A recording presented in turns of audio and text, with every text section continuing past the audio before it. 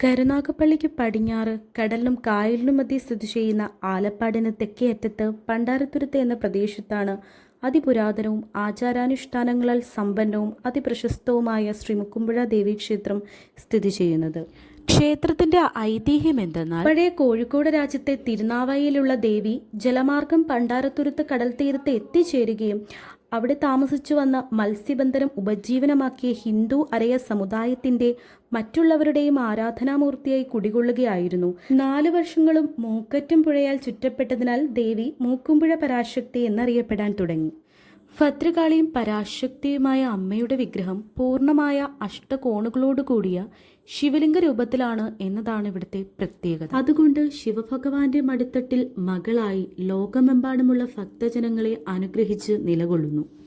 പൂർണ്ണമായും കൃഷ്ണശില, തേക്കുമരം, ചെമ്പ് എന്നിവ ഉപയോഗിച്ച് വിശിഷ്ടമായ കൊത്തുപണികളോടുകൂടിയ ഒരു മഹാക്ഷേത്രത്തിന്റെ എല്ലാ തച്ചുശാസ്ത്രവിദ്യ പ്രകാരമാണ് ഈ ക്ഷേത്രത്തിന്റെ പണികൾ പൂർത്തീകരിച്ച് പ്രതിഷ്ഠ നടത്തിയിരിക്കുന്നത്.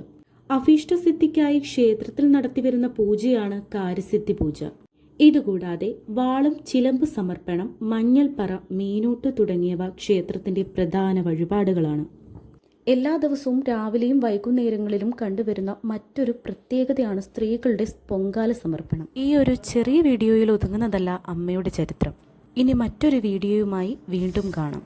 ചാനൽ ഇഷ്ടപ്പെട്ടാൽ ഒന്ന് സബ്സ്ക്രൈബ് ചെയ്യാൻ മറക്കല്ലേ.